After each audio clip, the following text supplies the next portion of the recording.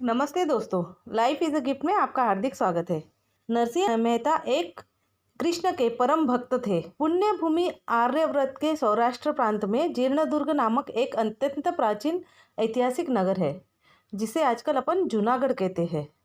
वहीं पर श्री नरसिंह मेहता का जन्म लगभग 1470 में हुआ था। वे एक प्रतिष्ठित नागर ब्राह्मण परिवार में जन्मे थे। उनके पिता का नाम कृष्ण दामोदर दास तथा माता का नाम लक्ष्मी गौरी था। तभी उनके माता पिता का देहांत हो गया और उसके बाद नरसिंह राम का लालन पालन उनके बड़े भाई तथा दादी ने किया। दादी का नाम था जय कुंवारी। नरसिंह राम बचपन में गूंगे थे। प्रायः 8 वर्ष की उम्र तक उनका कंठ नहीं खुला। इस कारण लोग उन्हें गूंगा कहकर पुकारने लगे। इस बात से उनकी दादी जय कुंवारी को बड़ा क्लेश होता था। वह बार बार इस चिंता में रहती कि मेरे पुत्र की जबान कैसे खुले। परंतु मुख को बाचाल कौन बनावे, पंगु को गिरिवर लादने की शक्ति कौन दे। जय कुंवारी को पूरा विश्वास था कि भगवान कोई ऐसी शक्ति केवल एक परमपिता परमेश्वर ही है। उनकी दया होने पर मेरा पुत्र भी तात्काल वाणी प्राप्त कर सकता है।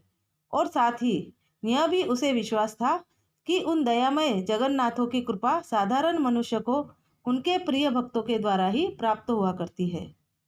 अतएव संभवतः ही उसमें साधु महात्माओं के प्रति श्रद्धा और आदर का भाव था। जब और जहाँ उसे कोई साधु महात्मा मिलते, वह उनके दर्शन करती और यथाशक्ति श्रद्धापूर्वक सेवा भी करती थी। कहते हैं श्रद्धा उत्कट होने पर एक ना एक दिन फलवती होती ही है। आखिर जय कुंवारी की श्रद्धा भी पूरी होने का सुअवसर आया।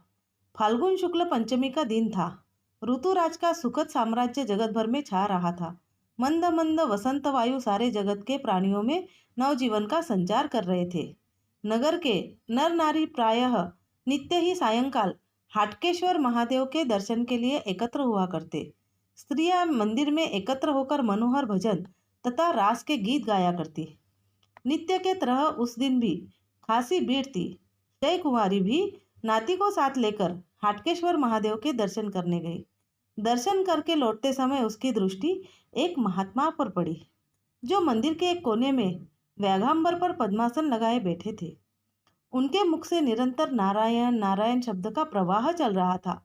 उनका चेहरा एक अपूर्व ज्योति से जगमगा रहा था। देखने से ही ऐसा मालूम होता था जैसे कोई परम सिद्ध योगी हो। उनकी दिव्य तपोलब्ध प्रतिभा से आकृष्ट होकर जय कुंवारी भी अपने साथ की महिलाओं के संग उनके दर्शन करने के लिए गई। उसने दूर से बड़े आदर और भक्ति के साथ महात्मा जी को प्रणाम किया और हाथ जोड़कर विनंती की, महात्मन, यह बालक मेरा पौत्र है। इसके माता पिता का देहांत हो चुका है। प्रायः 8 वर्ष का यह होने चला, पर कुछ भी बोल नहीं सकता। इसका नाम नरसिंह राम है, परंतु सब लोग इसे गूंगा कहकर ही पुकारते हैं। इससे मुझे बड़ा क्लेश होता है। महाराज, ऐसी कृपा कीजिए कि इस बालक की वाणी खुल जाए। गोस्वामी तुलसीदास ने ठीक ही कहा है, संत हृदय नवनीत समाना, कहा कभी न परि कहे न जाना। निज परिताप द्रवई नवनीता, पर दुख द्रवही संत सुपुनीता। महात्माओं का हृदय मक्खन के समान होता है। इतना ही नहीं, माखन तो केवल अपने ही ताप से द्रवित होता है और सत्पुरुष दूसरों के ताप से द्रवीभूत हो जाते हैं। फिर ये महात्मा तो देवी शक्ति से संपन्न थे और मानो उस वृद्धा की मनोकामना पूरी करने के लिए ही ईश्वर द्वारा प्रेरित होकर वहां आए थे। उन्होंने बालक को अपने पास बिठाया और उसे एक बार ध्यानपूर्वक देखकर कहा, यह बालक तो भगवान का बड़ा भारी भक्त होगा। इतना कहकर उन्होंने अपने कमंडलू से जल लेकर मार्जन किया और बालक के कान में फूंक देकर कहा, बच्चा कहो राधे कृष्ण राधे कृष्ण। बस महात्मा की कृपा से जन्म का गूंगा बालक राधे कृष्ण कहने लगा। उपस्थित सभी मनुष्य आश्चर्यचकित हो गए और महात्मा जी की जय जयकार पुकारने लगे। गूंगे पुत्र के मुख से भगवान का नामोच्चार सुनकर वृद्धा जय कुंवारी को इतनी प्रसन्नता हुई, इसे कौन बता सकता है। उसने महात्मा जी को बार बार प्रणाम किया और हाथ जोड़कर बड़ी दीनता के साथ प्रार्थना की, महाराज, आपकी ही कृपा से मेरा पुत्र अब बोलने लगा। मेरा बड़ा पुत्र राज्य में थानेदार के पद पर है।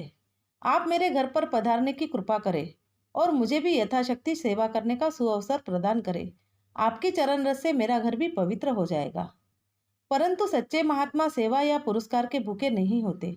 वे तो सदा स्वभाव से ही लोक कल्याण की चेष्टा करते रहते हैं। महात्मा जी ने प्रसन्नतापूर्वक उत्तर दिया, माता, मुझे कोई योग बल या तपोबल नहीं प्राप्त है। इस संसार में जो कुछ होता है सब केवल प्रभु की कृपा से ही होता है। उन महामहिम परमात्मा की माया अघटन घटना पटियसी कहलाती है।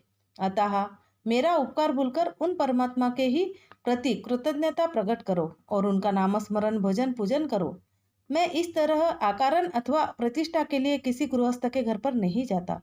तुम घर पर जाकर प्रभु का भजन करो, तुम्हारा कल्याण होगा। मैं तो अब गिरनार पर जाता हूँ और तुम्हारे इच्छानुसार यह कह जाता हूँ कि थोड़े ही दिनों में एक कुलवती स्वरूपा कन्या से इसका विवाह भी हो जाएगा। जय कुमारी को महात्मा जी के सामने विशेष आग्रह करने का साहस न हुआ। पौत्र के साथ प्रसन्न वदन अपने घर चली आई और उसने बड़े पौत्र बंसीधर से महाराज महात्मा जी का चमत्कार कह सुनाया।